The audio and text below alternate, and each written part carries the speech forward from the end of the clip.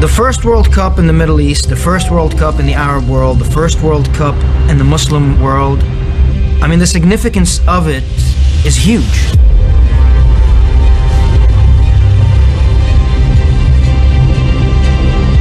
Here in Qatar, 2 years ago is definitely a big milestone, and you feel it, we're getting there.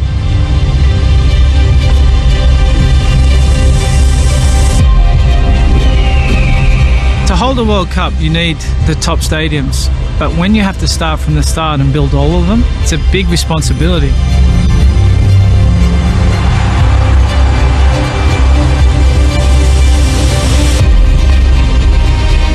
I had really a big challenge trying to create a monument, a state-of-the-art, and yet it reflects our culture.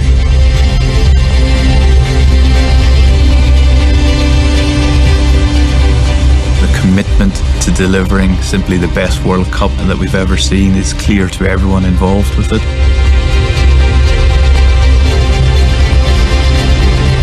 As been promised, expect amazing. We delivered amazing.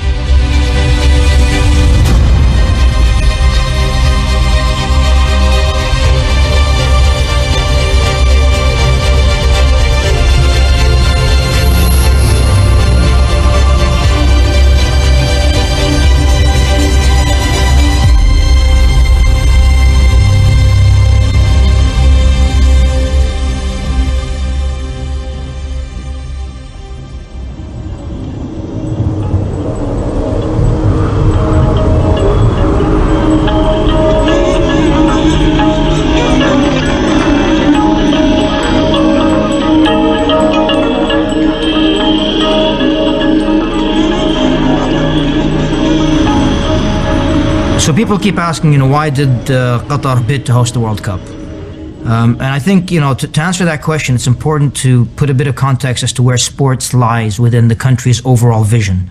What sports means to us and what football in particular means to us. We're crazy about football. We love football. The Middle East is, one of that loves this game from all walks of life and all walks of society. Qatar is no exception. The Arab world really wanted to host this tournament. There's a passion for it, and we believe that we were in a position to be able to host and prepare ourselves to host it on behalf of the Middle East and the Arab world. And so, we took that challenge.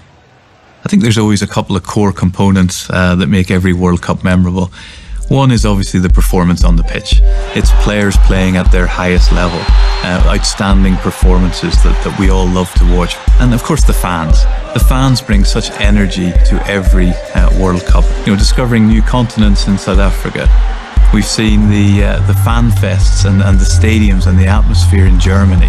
The passion of South America in Brazil. In Russia, many people discovered an unexpected side of Russia. We saw how the fans parading through different Russian cities. The fans took over the pedestrian areas in Moscow. It was just phenomenal. The success of the fan zones and the fan fests in these locations as well. And so when you look at Qatar in 22 and you see all these 32 nations and all the other international fans who don't have a specific team playing, you see them all coming together, the energy that they're going to bring, the noise, the colours, the passion, the enthusiasm, and bring that to one location where the furthest distance of the stadiums is 75 kilometres. It's going to be a unique experience, which frankly will probably be never repeated again.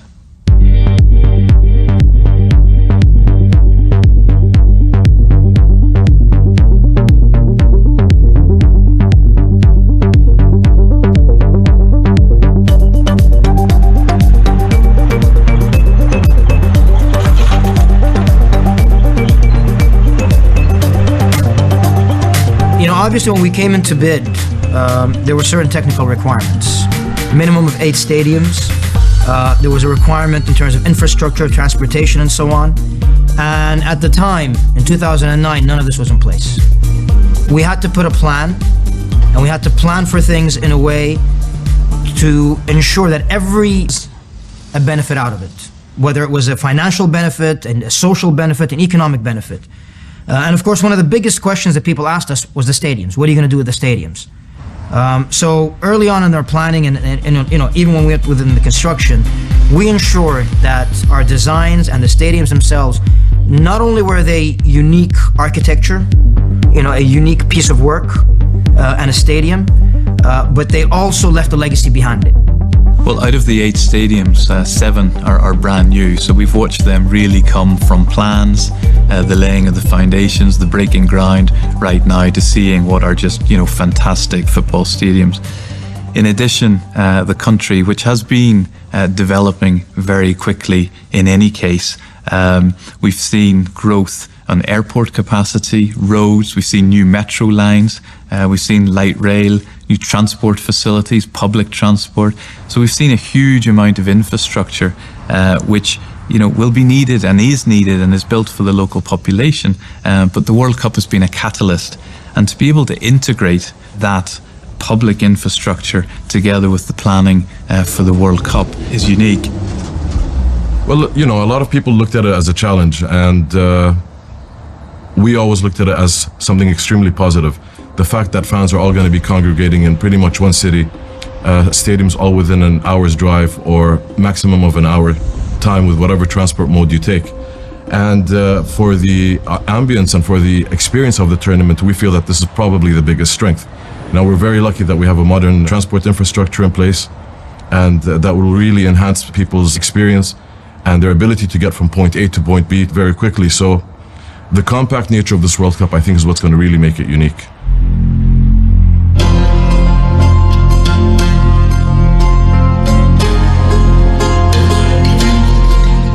The real challenge for the architects is to make sure that they're able to do something unique that speaks beyond football, that speaks to its location, that responds to the specifics of its context and its culture.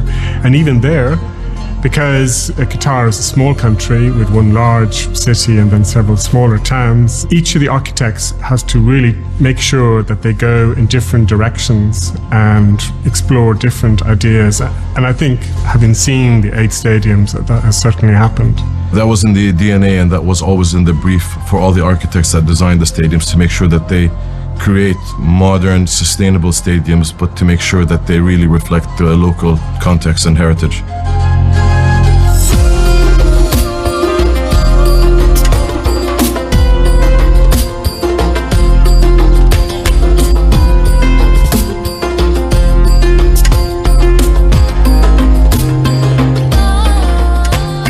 We believe the stadiums are about congregation. So for us, the collective is something that's very familiar in Islamic architecture.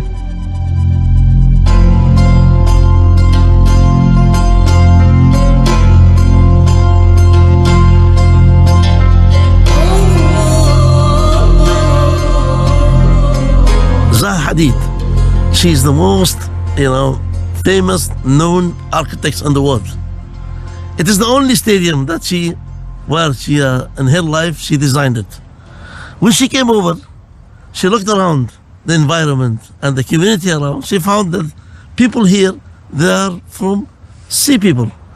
In the meantime, she went 20 miles away from here, where she found sand dunes, not too far. In sand dunes, you see all these curvatures when you are outside. All these curvatures came from the sand dunes, concept.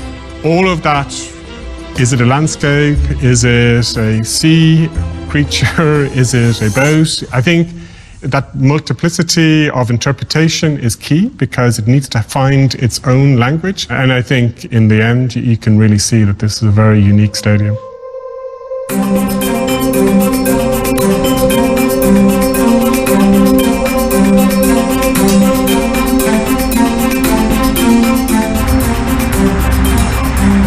Because this stadium can take 2 games the same day, so we have 4 changing rooms for the players. We have A, B, and C and D. We'll go now to one of them here just to see how it goes. If you sit here, this kind of leather is antibacterial type leather. So the players, they come sweating, etc., no problem, it won't affect. This is where the coach would sit and talk to his players. Here, the whole players, 11 players, they can listen to the coach and see what goes on. As you can see now, here we are very close to the Islamic pattern, which is called Mashrabiyya. people always prefer to have this in their houses, for their windows exposed to the public, to the roads, etc. The image is so nice, wonderful. It's amazing. Look at the curvature, how it look like. It's amazing. You know, Zaha, she always wanted to work in the Gulf, close to where she came from. Yes, sir.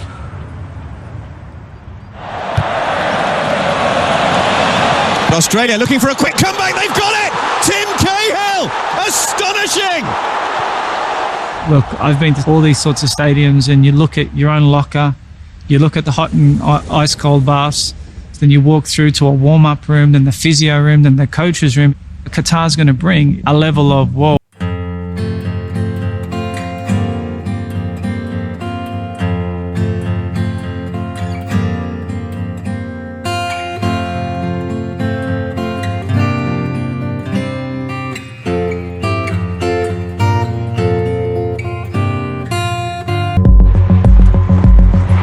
It goes without saying, you know, we received our fair share, maybe even more than our fair share of criticism and scrutiny since we won the bid.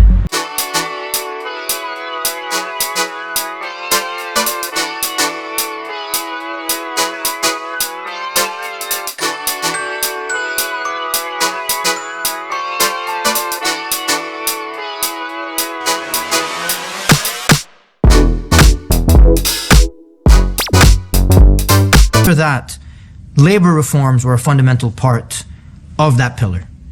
The laws were put in place, but unfortunately enforcement was lagging behind, a situation that none of us were proud of. Today, we have worker welfare forums where workers vote in their representatives. So you actually have elections, you have over 90% turnout for the elections, people come in and they vote for their representatives. Just like we approached the infrastructure projects and we realized the World Cup is an accelerator to deliver on the infrastructure projects, we realize also the World Cup is an accelerator when it comes to reforms in the labor market in Qatar. And today I'm very proud to say we are probably the leaders within the region in a lot of the reforms that we've undertaken. You know, when we bid, we always said this is an opportunity to bring people together. You know, we want the world to see us as who we are in the Middle East. We also believed there was an opportunity for the people of the Middle East to experience the average individual from the outside world. Now, this is an opportunity to bridge cultural gaps. But in the end, they're football fans. And in that one platform, we can get together and can build a bond.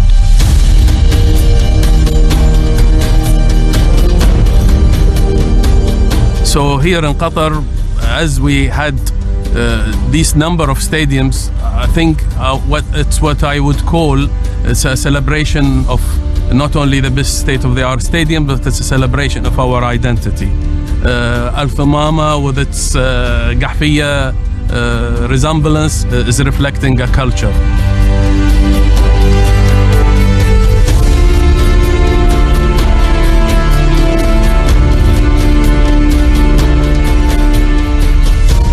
Well, the Qahfiya is the headgear that we wear, not only here in Qatar, but around most of places in the world, especially the Middle East and the Far East and the Near East.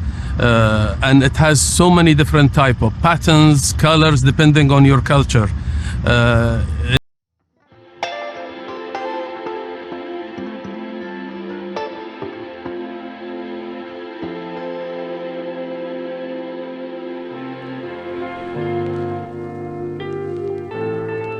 Some of the places in Asia. Once you talk about the aesthetics, then comes the engineering. This skin has to breathe. And the challenge, how can I still receive the Qahfiya, yet the dynamics of the wind flow and so on can work. And as you see within the skin of the Qahfiya, these are the openings. Interestingly, these openings, as much as aesthetical they are, but they work as an engineering. And interestingly, this Qahfiya, as it covers our head, as it protects our head, it's the ideal answer to protecting this big stadium. So it made sense, because literally it's doing what it's doing to our head to the people sitting within this big stadium. So it made a lot of things, but culturally it meant a lot to me, being a local it meant tremendously to me. Usually the renderings look very wow, and in this case it did look wow. But this is one of the very rare few times that when the real thing looks better than the rendering, and it's a lot of fun.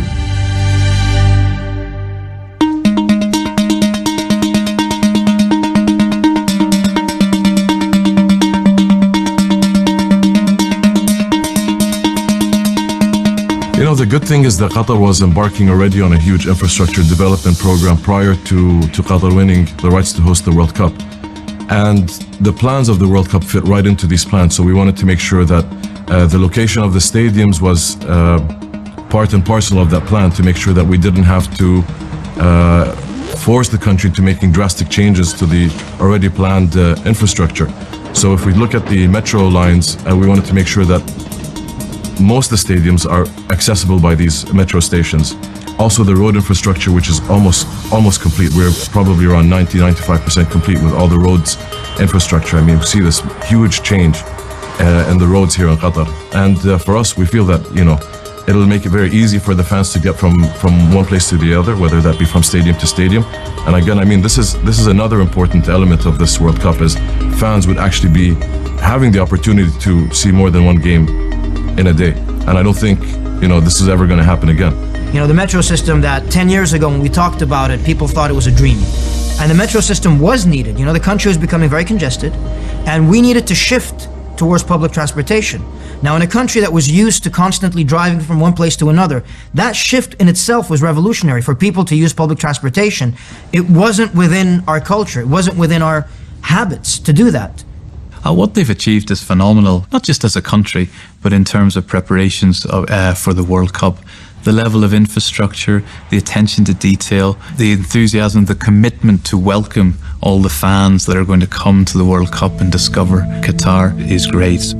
Bueno, cuando la gente viene en Qatar dice, bueno, ¿qué hay aquí interesante de ver? Hay tantas cosas, desierto, museo, pero octava maravilla del mundo es Aspire, el Dome de Aspire. Es una cosa maravillosa y yo pienso que la gente visitando Aspire se van a dar cuenta qué están haciendo la gente de Qatar para que los jóvenes aprendan a tener una cultura deportiva.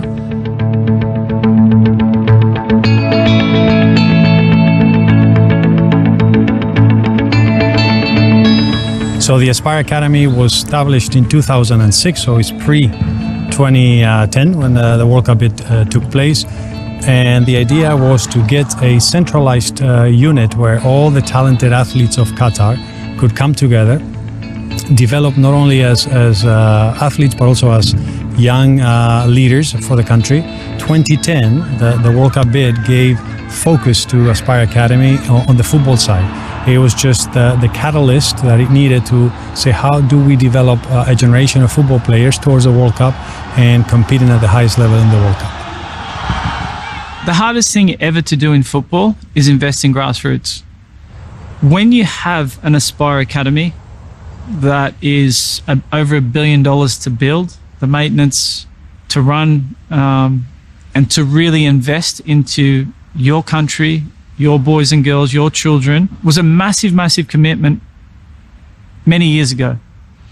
The key element that goes into that is the thought process to how they're going to make players, how they're going to build the league, and how they can align that with the national team.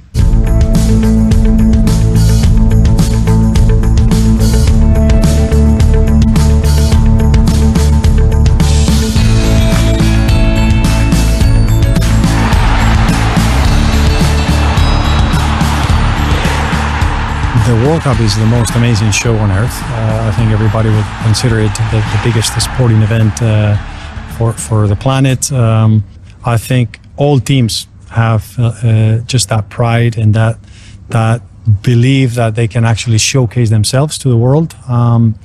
They identify with the team, with their players. They feel represented, so it's very unique and very special. The national team, we like to think we will arrive to the World Cup prepared. We are clearly, if you look at the past of different hosting nations, the smallest hosting nation. Again, 6,000 registered players. So we are clearly the underdog. And who doesn't like an underdog story? ويشكون احنا فريق صغير لان هنقدم مستوى جدا كبير وفي نفس الوقت راح نلعب في دولتنا ونلعب بين جماهيرنا وبيعطينا يعني تحمل كبير على المسؤولية وراح نقدم مستوى يبهر الدولة والشعب. Bueno, la decisión de venir a Qatar para mí no era solo futbolística, ¿no? Es también una forma de vida, ¿no? Y de ayudarles a ellos.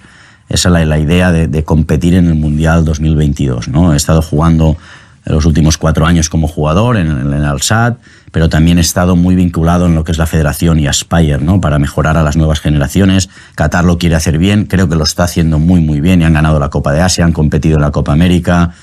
Tienen muy buena generación de futbolistas para competir muy bien. أحسن وقت لنا والحمد لله أن احنا يعني قدرنا نحقق البطولة. حبيب أفضل لاعب هداف البطولة. لا صراحة كان أفضل أوقات لنا، كنا هني بطل، كنا محطوطين من أرقام قياسية كبيرة.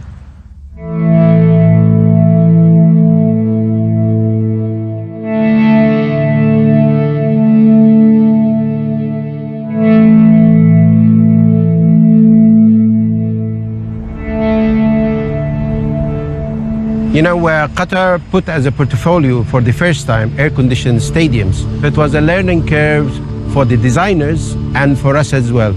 And designers, they have a code of standards they go through. So for example, they know how to provide air at a certain velocity. But what this air will be in an open stadium like this, they wouldn't know. So that's why they have to relate back to the university, where we start to do research in different stadiums. You know, we don't have one stadium in Qatar that presents only air conditioning. So here you are in Khalifa, and Khalifa Stadium have a different technology of cooling, different regime of cooling or strategy of cooling, because it's an athletic stadium as well as a football stadium. And look at the oculus, is a very big oculus. So the way the wind interacts with the foam of the stadium from an aerodynamic point of view will be completely different from a smaller stadium with a smaller footprint, like Al Janoub Stadium, which is only, for example, a football stadium. So the challenges per each design is different.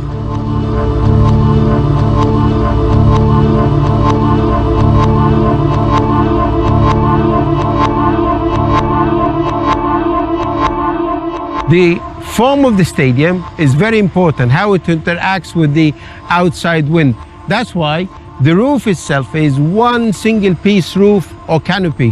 Why? In order to make that the wind, when it comes and interacts with the roof, it just go and defend that wind and send it away from the stadium where it is cold.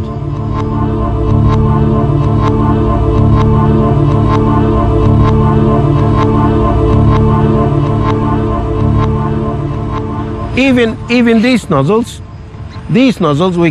we can turn their angle, and at the same time we can make them diffuse air. So rather than just pushing air, so we make sure before the game that we adjust all these to a certain angle according to our simulation on that day, to make sure that the whole field of play uniformly have an exact temperature that we preferred.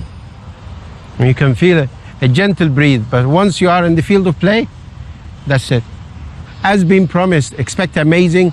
We delivered amazing by the air-conditioning stadiums, and a lot of people in the future will adopt the air-conditioning stadiums.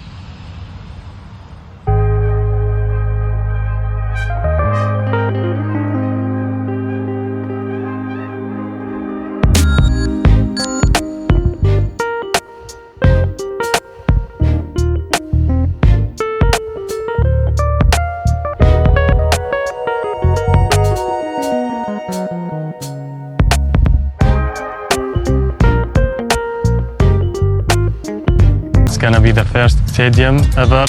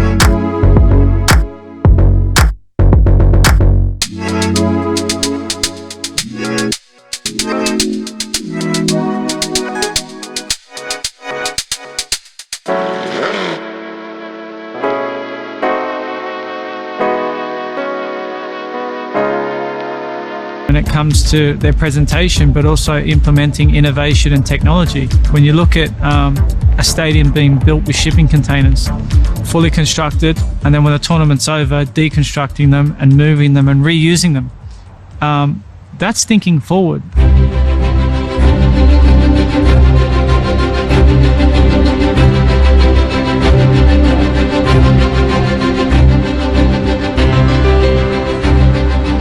There are programs that the World Cup has launched as well that we believe will have a legacy beyond as well. You know, one of them is utilizing football for development, which is our flagship program, Generation Amazing. We go to underprivileged places throughout the world.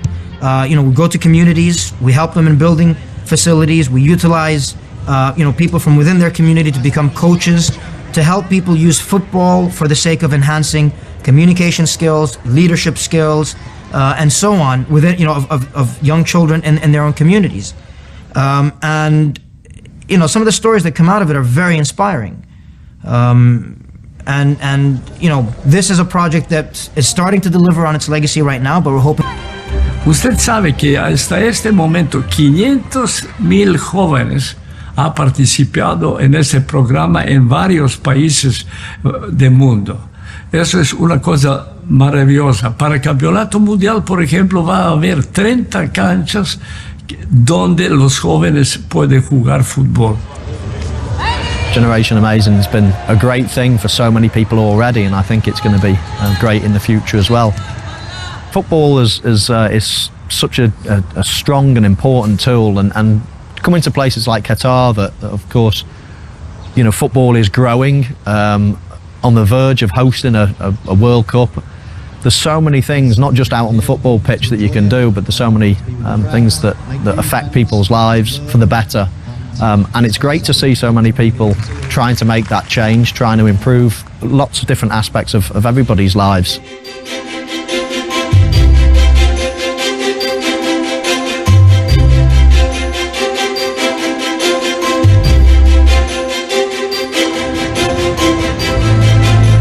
Sustainability lies at the heart of this World Cup.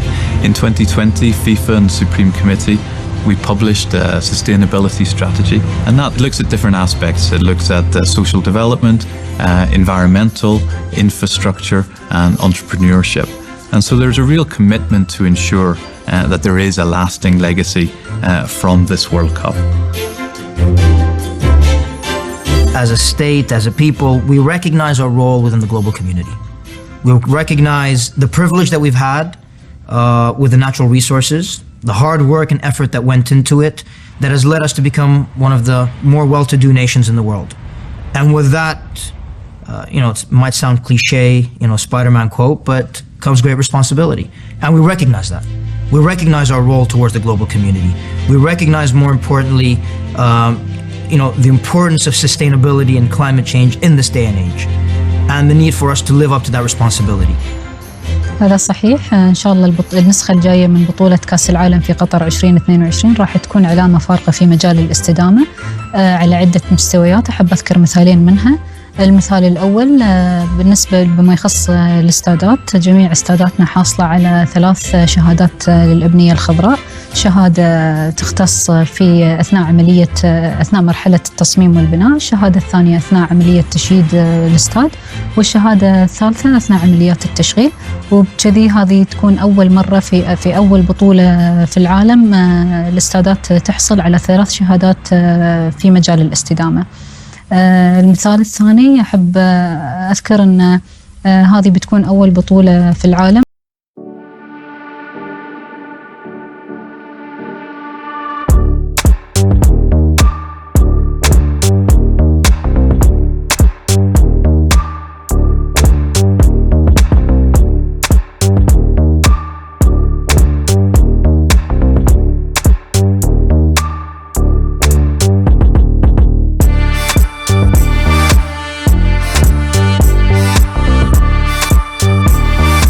Energy utilization and so on, it becomes efficient. But more importantly also, the manner of construction, we aim to do it in a sustainable manner. So for example, one of our stadiums, Al Rayyan Stadium, there was a stadium previously in place. At Rayyan Stadium, we realized that to build it up to FIFA standards, it would have cost us more. It would have taken longer time. So the more efficient element was to tear it down and rebuild. We tore it down and then we recycled over 90% of the material into the new building. So all stadiums, there's a sustainable legacy which is defined for each of the stadiums. So Al Rayyan, after the tournament, the capacity will be reduced so that it will be more fit for purpose and adapted to the needs of the local club and the local community. And this is actually the plan for many of the stadiums, or in fact all of the stadiums, be it a renovation, be it a reduction in capacity, or a removal of the stadium. And you know, Qatar has made it very important part of their legacy that they're going to use the pieces and parts of the stadium that are removed to benefit other populations, be it in Qatar or throughout the world.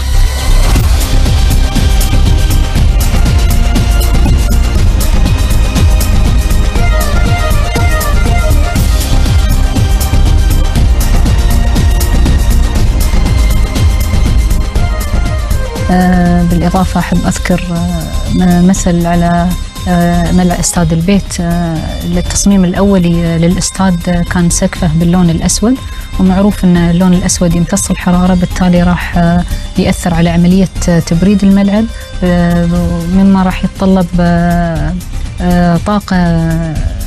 طاقة أكبر لتبريد الملعب، وبالتالي راح تزيد الانبعاثات الكربونية. فاقترحنا على الإدارة العليا أن احنا نغير اللون من اللون الأسود إلى لون أفتح. The Al Bayt up north in Al Khor, it's the largest tent ever built, and it depicts the old tent of the Bedouins. It's going to be photographed a lot. You will see it when the event happens. A lot of people will be photographing this largest tent in the world that has really a deep story to tell, yet it's the state-of-the-art stadium. I'm impressed by that. It's the status of generosity of an Arabian man, inviting people to come, and that's why it's like a Bedouin tent, very bulky, high, so you have a protection inside. You have water and food and welcoming inside. But this, from a wind point of view, is very challenging, because the more surface area presented to the air, the more force, let's say, it will put in the structure. So the dynamics of how the wind is going around the stadium form is really, really difficult, because its bulk is sharp.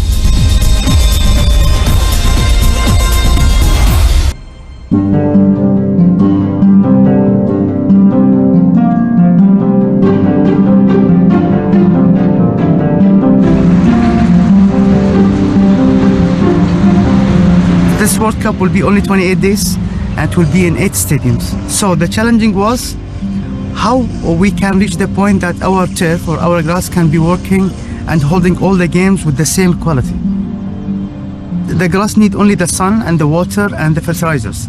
We have them all in Doha. But what we did face is, like most of the stadiums, it was compacted. It was a new style of the stadium that is gonna be like higher, so the audience can see the better view for the match games. So all this has been impacted in the grass or the turf growing, because most of the stadium, they had the shade, and with the shade we are missing one of the 3 points for the grass. And one more challenging was our stadiums are air conditioned, so we had the problem, okay, we have more shade and more cold. So we thought that the best point that we have our own knowledge. We built our own research and development center where we are now. In the research and development center, we went through most of the turf in the world. And this is, by the way, exactly the turf that we'll use for the World Cup. This is Qatar national turf, or Qatar signature pitch. The technology of the turf has become so high now and so important, like you are a doctor and dealing with the patient. For each stadiums, we have a backup farm that it's ready all the time during the World Cup to be moved to be and playable in the same day in the stadiums. What you see here is we are taking a part of the nature here. We are simulating a sunlight and we are simulating a sun heat. But with this, we are just telling the grass, don't worry, you will get your enough sun, but after the games or during the maintenance time. For me, as a professional turf person, for me, if you see the camera, I don't see the fan people, I don't see the players, I always see the turf. The turf is the main purpose of the World Cup, because if you reach the point that you have the best turf, that means you have the best World Cup.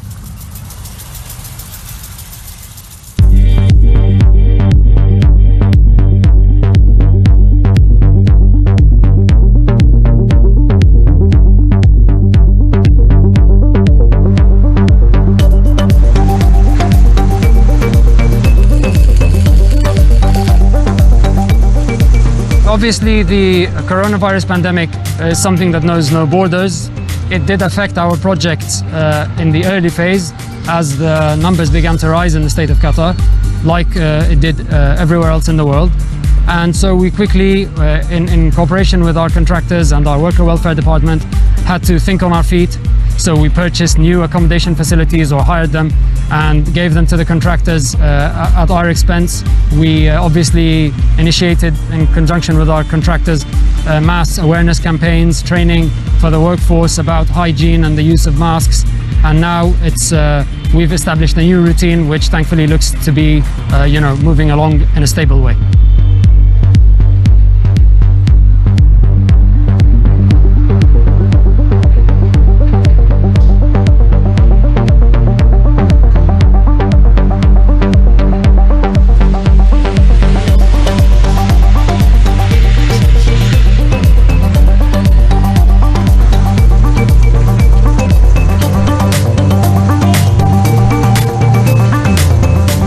The sale obviously holds, a special place in the portfolio of venues delivered by the Supreme Committee. It will host the final. You are looking at a FIFA-compliant venue, for sure the largest in the Gulf region, definitely in the Middle East. Potentially, in terms of purely FIFA-compliant, could be the biggest in the world. So the considerations that went into A, the architectural vision, B, the focus on the characteristics of it as a sporting venue, took special importance with the Supreme Committee and the team behind the project. Lusail, unlike the others, due to the structural loads to which the building is subjected, could not have been built in a demountable way like the others.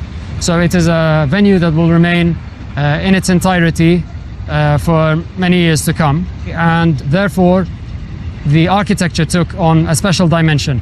We wanted it to be an internationally recognized landmark, something that people could spot and recognize Qatar immediately once they saw it or saw elements of it, or saw the geometric motif that is on its facade. So that architectural vision to develop and then to execute made it very special for us. Obviously, we use the term iconic. In my opinion, a venue becomes iconic after it's been inhabited by people. People make it iconic. A building is beautiful. It can be, remarkable architecturally, structurally, but it becomes an icon to people after people associate beautiful memories with it, and then I think it will become an icon.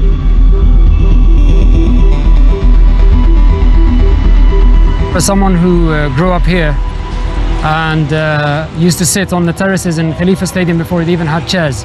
We used to sit on the bare concrete to support the Qatar national team, and to watch the World Cup coming to this country and to watch the national team develop in parallel and go on to win the Asian Cup in such a spectacular way as the world watched a couple of years ago.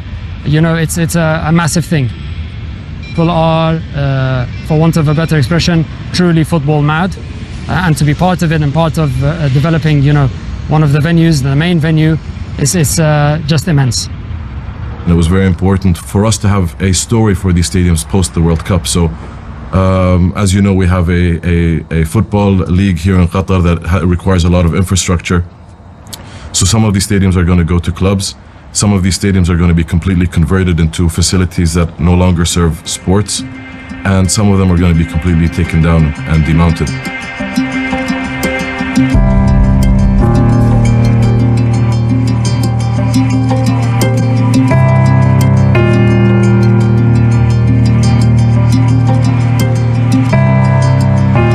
My favourite World Cup stadium for now is Education City. because I was lucky enough to go there. I played in a tournament outside with the pitches, with the SC staff. I got to go inside, see the changing rooms, see the pitch, take in the atmosphere from a player's point of view with no fans in there, to understand the feeling of what a World Cup will feel like. But it's also the legacy that will leave, the education part, the thoughts behind the children, the country, and the relationships that it's going to have on the education side. I think a healthy society is always based on education on the one hand and on sport on the other. So to have a fantastic stadium at the heart of an educational facility, I think is great. I mean, it shows that the integration between these two elements, and again, I think it shows that when the kids and those participating in educational facilities are going to see the stadium on their doorstep and the world's biggest stars playing in it, it can only be a good thing. 2 years to go means it's going to go very, very quickly, and we know that, and we recognize that. But we're also happy. We're also relatively proud because we're in a very good stage in terms of preparedness. Our stadiums are complete. By the end of this year, we'll have about 5 stadiums to 6 stadiums in place. By the end of next year, all stadiums will be ready.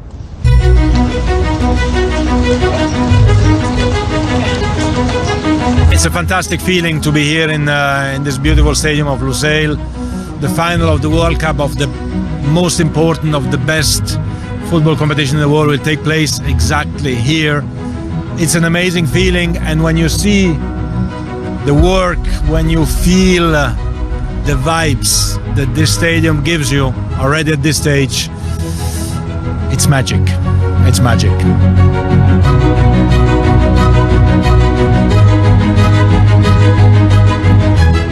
We've been working hard as an organizing committee for the World Cup with the host country. The development so far has been immense. I mean, you look at the infrastructure, the readiness of the stadiums. So now we're really focusing on the operational aspects and the fan experience aspects of the tournament.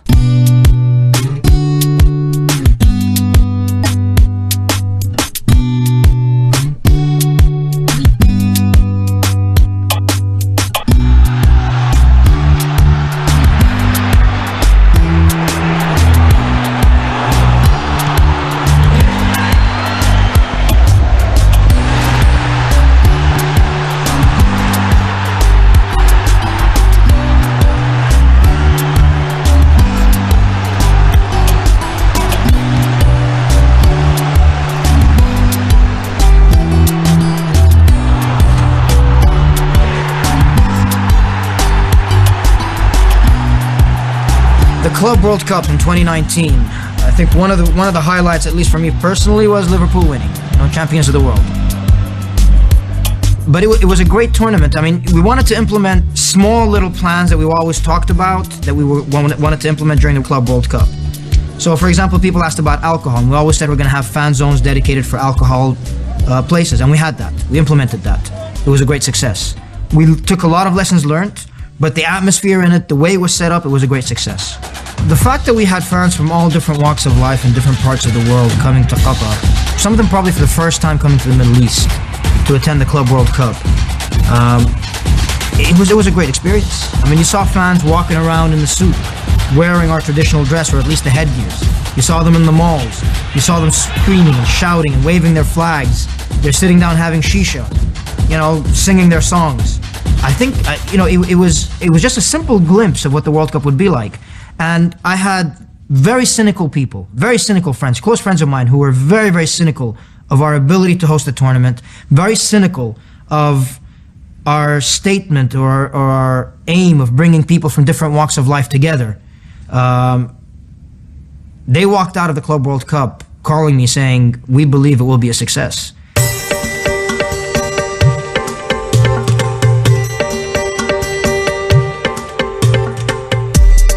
Now it's Qatar. It's a time to Qatar to shine. Russia was an amazing World Cup. We were wondering if it was going to work. Every World Cup is the same thing. Are they going to have a good infrastructure? As for here, we are sure 100% that the infrastructure is going to be amazing, and is going to be probably the best World Cup ever played because the infrastructure are good, and we are in the modern football, and every single player whatever competition they've been playing in their club or whatever cannot reach the level of the commitment that they will have to reach these trophies. So amazing, the whole package it is, and we're really looking forward. Everybody is prepared.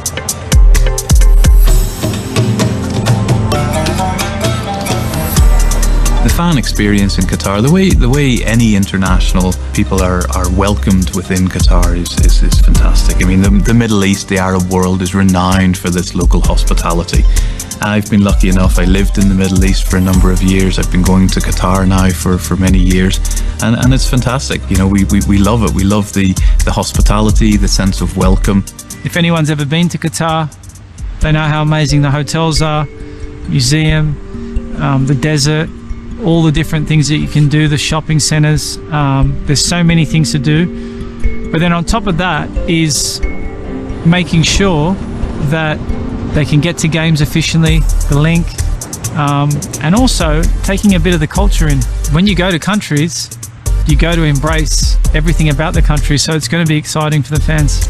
We've been at every World Cup since 2010, and one thing I can tell you is that every country has to play to its strengths. You can't be somebody else. You are trying to sell a memory, you're trying to sell an experience, and you're trying to always be the best. I'm sure every single World Cup organizing nation wanted to be the best World Cup ever. And if there's something that we learned is it's really to play to your strengths. And here we know the desert is something very unique. Having beaches around the three sides of the country is extremely unique. Arabian hospitality, you know, that's been spoken about in folklore for years and years, is something that we really want to emphasize and focus on. Qatar has a reputation for luxury hospitality, something that the country is very proud of. But of course, we have different accommodation options for different income levels and different budget levels. So fans need not worry about accommodation here. There's something for everybody. We also have some unique accommodation solutions in place, such as cruise ships, or as we call them, floating hotels. And we've always promised that we're going to give people a Middle Eastern desert experience. So we're looking at having fan villages that will also give them a sense of the culture and of the region, as well as having a unique hospitality experience. What we want the world to walk away with is that we are a hospitable nation. Everybody's welcome. People feel like this is their second home. They can come here. We want to highlight our culture. We want to showcase our culture. And as part of our culture, we want to showcase that we embrace other people's cultures as well. And we're working hard towards not only hosting the best tournament, but the one that really lives on in people's minds.